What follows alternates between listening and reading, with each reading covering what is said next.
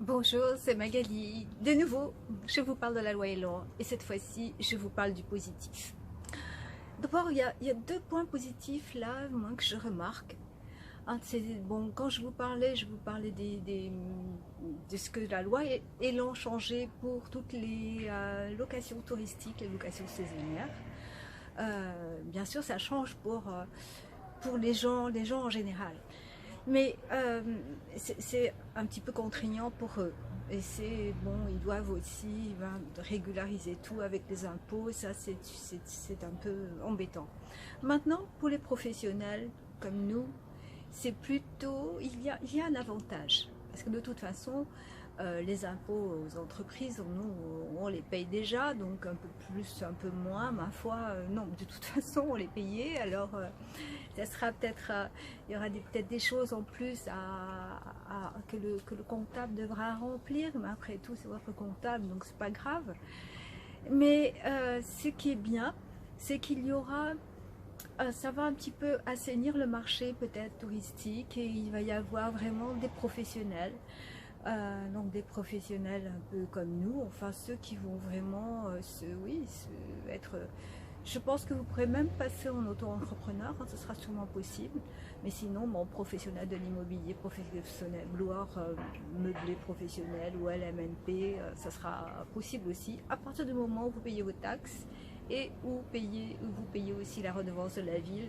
Je pense qu'il n'y a pas de problème. Donc il y aura moins de concurrence, ça c'est le premier avantage.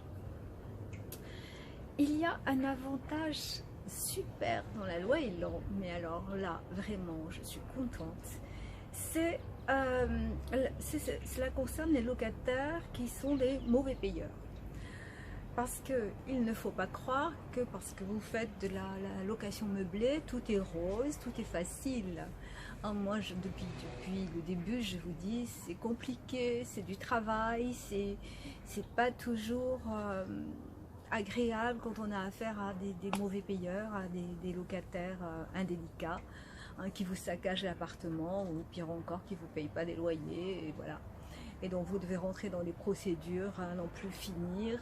Vous finissez par gagner, certes, mais quand il s'agit après de se faire rembourser tous les loyers impayés et puis aussi toute la procédure, ça vous pouvez toujours compter, ça n'arrive jamais. Et ça les locataires le savent.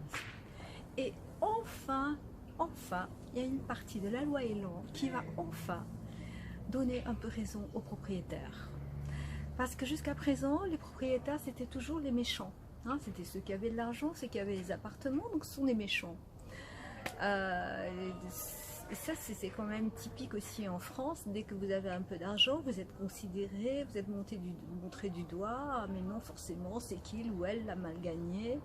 Ce sont des nantis. Mais non, ce sont parfois des gens qui travaillent en dur. Et moi, je trouve que c'est pas simple de gérer des locations, que ce soit courte durée, moyenne durée, longue durée. Il faut se faire aider, même quand vous faites aider, c'est pas, ça ne vous empêche pas d'avoir des problèmes à régler.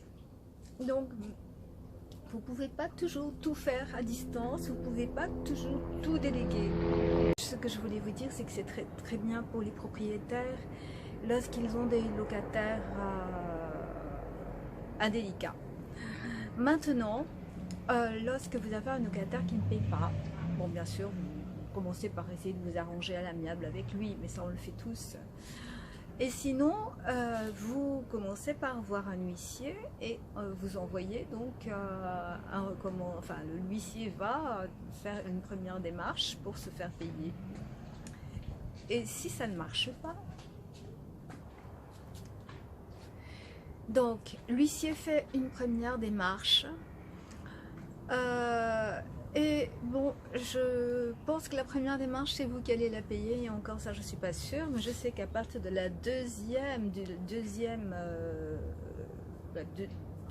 passage de l'huissier, c'est votre locataire qui devra payer, et lui devra payer directement l'huissier. Et là, donc là, je pense que vous aurez beaucoup moins de problèmes, parce que c'est très difficile, on ne peut pas refuser de payer un huissier, surtout tout de suite. Donc là, c'est enfin quelque chose pour nous, propriétaires, qui avons donc des locataires qui connaissaient trop bien tous les moyens de ne pas payer. Enfin, voilà, donc je vous ai donné 2 avantages de la loi Elan, ça c'est super. Alors n'oubliez pas de me laisser des commentaires, de cliquer aussi sur le lien pour obtenir le livret gratuit, de me poser des questions, me dire ce que vous rencontrez vous comme problème, ou ce que vous pensez de cette loi. À très bientôt.